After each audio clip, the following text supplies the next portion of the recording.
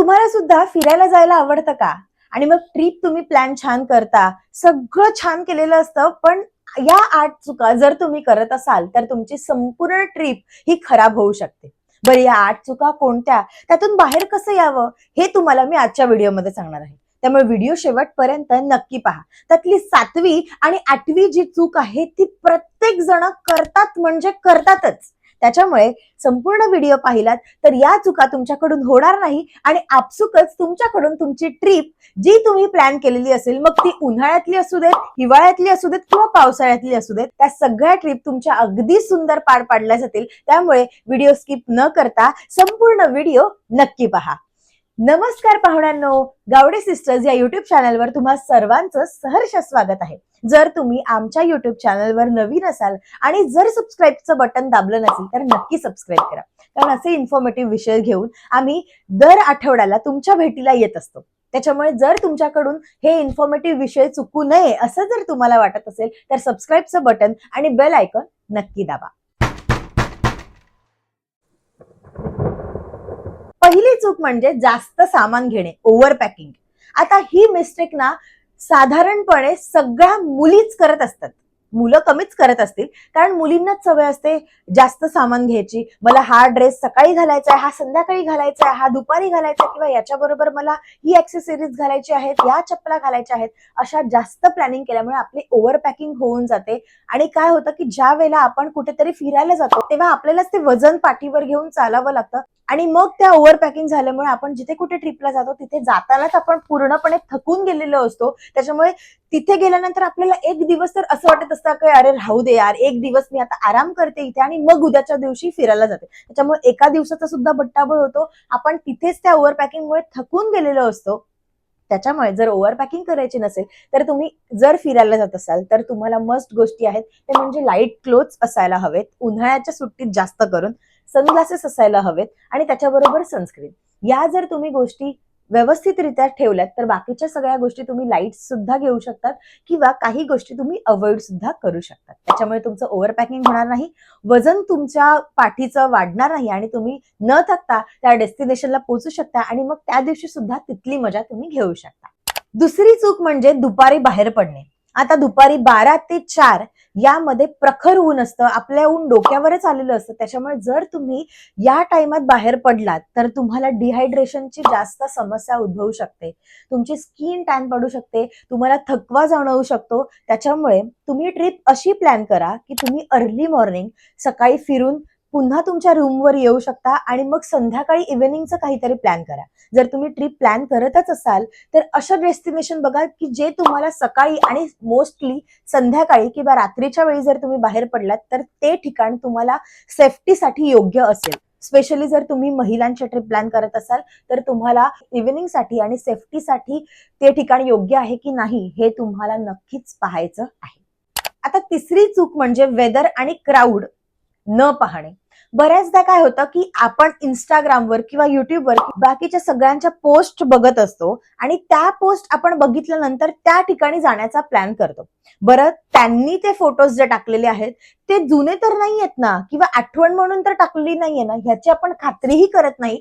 ती लोक गेलेत असं आपल्याला वाटतं आणि मग आपण त्याच वेळेला तिथे जाण्याचा प्लॅन करत असतो. याच्यामुळे आपण वेदर चेक करत नाही किंवा क्राऊड तिथे जास्त असेल का हेही चेक न करता इथे मला जायचंय, मी इथे जाणार, हा प्लॅन करून आपण मोकळे होतो आणि मग तिथे जाण्याचं ठरवतो. बरं, मग गेल्यानंतर जर तिथलं वेदर आपल्याला सुटेबल नसेल तर आपल्यालाच त्रास होणार आहे याचा विचार आपण करतही नाही. बरं, तिथे गेल्यानंतर क्राऊड काय असणार आहे याचा सुद्धा विचार आपण टाळलेला असतो.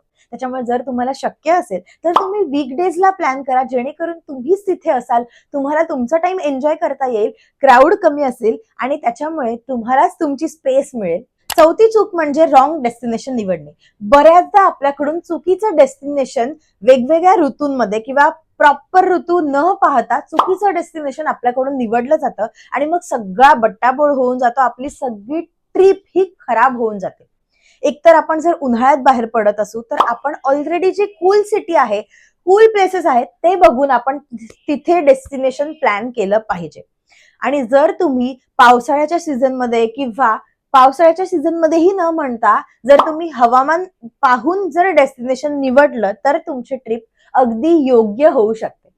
बरं, उन्हाळ्यात आपल्याला बीच साइड डेस्टिनेशनला गेलं पाहिजे की हिल स्टेशनला गेलं पाहिजे, यावर आम्ही वेगळा व्हिडिओ केलेला आहे.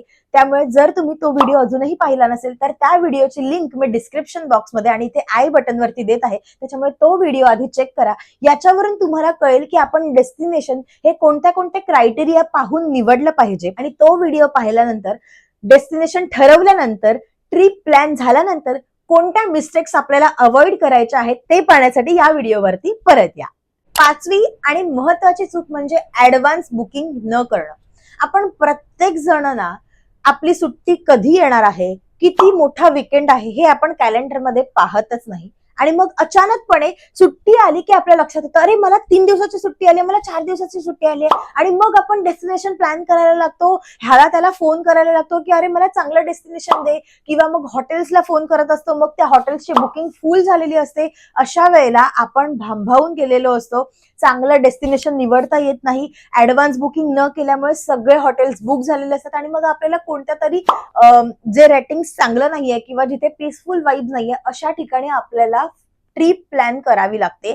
आणि मग ती ट्रिप आपली छान पद्धतीने होत नाहीत आणि मग आपल्याला त्याचा आनंद लुटता येत नाही. याच्यामुळे आधी आपण कॅलेंडरमध्ये बघितलं पाहिजे की आपल्याला कधी कधी सुट्टी आहेत आणि मग त्याच्यानुसार आपण ट्रिप प्लॅन केली पाहिजे. आणि मग ट्रिप प्लॅन कुठे करायची आहे आणि मग डेस्टिनेशन प्लॅन केल्यानंतर तिथल्या आजूबाजूला हॉटेल्स, डॉर्मॅटरी, जिथे कुठे आपल्याला राहायचं आहे ते सर्च केलं पाहिजे, तिथे ऍडव्हान्स बुकिंग केली पाहिजे, म्हणजे आयत्या वेळी आपला गोंधळ उडत नाही. आता जी 6वी चूक आहे ती स्पेशली महिला करत असतात किंवा मुली करत असतात. ती चूक म्हणजे कम्फर्टेबल चपला न घेणे. आता ज्या वेळेला आपण मुली ट्रिपवर जात असतो तेव्हा वेगवेगळ्या आउटफिट्स वरती आपल्याला वेगवेगळ्या चपला हव्या असतात. जर मी शॉर्ट्स घालणार आहे तर मी शूज घालणार, किंवा जर मला गाऊन किंवा वन पीस घालायचा आहे तर मी मग हिल्स घातले पाहिजेत. ह्या ज्या काही आपण डोक्यात आपल्या भरवून ठेवलेलं आहे ही सगळ्यात मोठी चूक आहे. हिल्स कशाला पाहिजेत? जर आपण गाऊन आणि वन पीस घालत असू तर आपल्याला फ्लॅट चपला सुद्धा आपण घालू शकतो.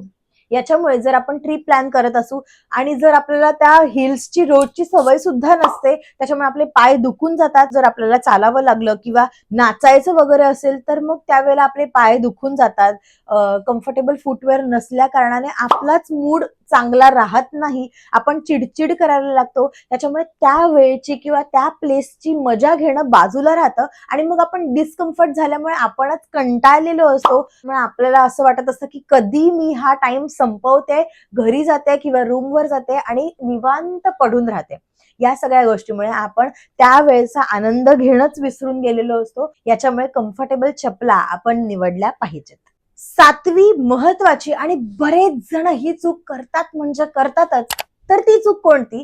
तर लोकल फूड किंवा हायजीन इग्नोर करणे.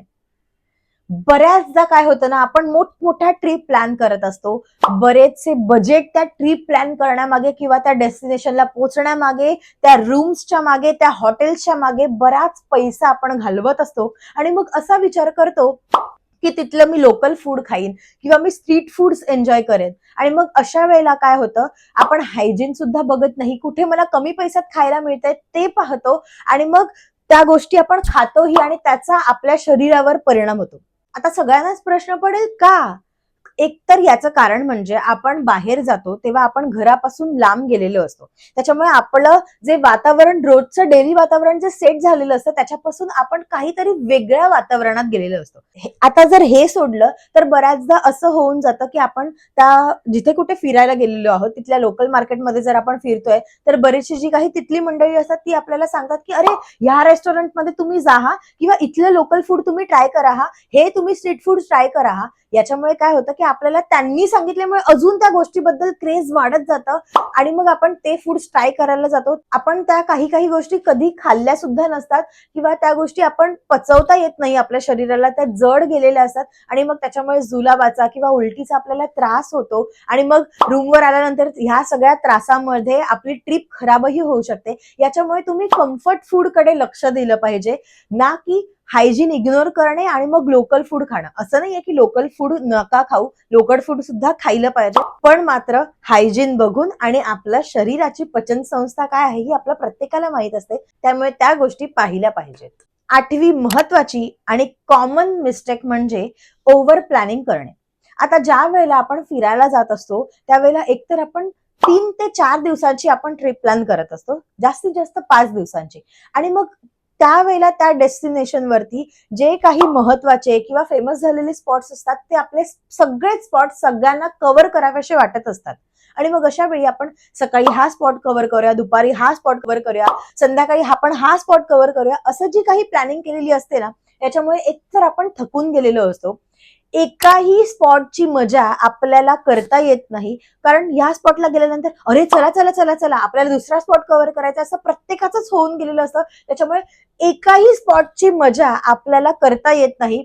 सगळा बट्टाबोळ होऊन गेलेला असतो. इथे बसलं की तिथे उतरलं, तिथे बसलं की तिथे उतरलं. जास्त वेळ तर आपला ट्रॅव्हलिंग मध्येच निघून गेलेला असतो. त्याच्यामुळे थकावट आलेली असते. अक्षरशः दुसऱ्या आणि तिसऱ्या डेस्टिनेशनवर आपण जेव्हा जातो तेव्हा असं वाटत असतं अरे यार बस झालं यार, आता आपण घरी पोचूया, किंवा मग अरे यार आता पुढच्या लोकेशनवर जायचंय, आणि मग आपण कंटाळून गेलेलो असतो. त्याच्यामुळे एकाही स्पॉटची मजा आपल्याला करता येत नाही. ही कॉमन मिस्टेक आपण प्रत्येक जण प्रत्येक ट्रिप मध्येच करत असतो. त्यामुळे ही चूक आपण टाळली पाहिजे. एकतर आपण ती ट्रिप जी प्लॅन करत आहोत त्या ट्रिपला तिथे जाण्यासाठी किंवा त्या डेस्टिनेशनवर जाण्यासाठी बराचसा खर्च केलेला असतो. त्याच्यामुळे एकतर आपण 2 दिवसाची ट्रिप प्लॅन न करता साधारणपणे 5 ते 6 दिवसांची ट्रिप प्लॅन करूयात. किंवा जर 2 दिवसाची आपण ट्रिप प्लॅन करत आहात तर आपण ते स्पॉट्स जे आहेत ते काहीच फेमस स्पॉट्स आपण निवडूयात आणि तिथेच जाऊयात. पुन्हा कधीतरी त्या ठिकाणी येण्याचा प्लॅन करूयात आणि मग बाकीचे स्पॉट्स कव्हर करूया. हा आपण निश्चय करूनच त्या ट्रिपला गेलं पाहिजेत, ना की मी सगळे स्पॉट एकाच वेळेला कव्हर करणार. याच्यामुळे ओव्हर प्लॅनिंग न करता काही मोजकेच स्पॉट्स निवडले पाहिजेत आणि त्याच स्पॉट्सला फिरलं पाहिजे.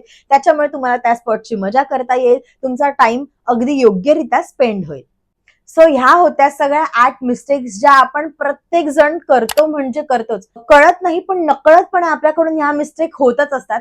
तुम्ही यातली कोणती चूक करता किंवा तुम्हाला यातली कोणती चूक स्पेशली टाळायची आहे हे आम्हाला कमेंट बॉक्समध्ये नक्की सांगा. आणि याच्या पुढचा व्हिडिओचं सजेशन जर करायचं असेल तर ते कमेंट बॉक्समध्ये नक्की कळवा. आम्ही त्या विषयावरती सुद्धा रिसर्च करून तुमच्या समोर तो विषय सुद्धा नक्कीच घेऊन येऊ. तर हा विषय इथेच संपवूयात आणि भेटूयात एका नवीन व्हिडिओसह, एका नवीन विषयासह. तोपर्यंत बाय.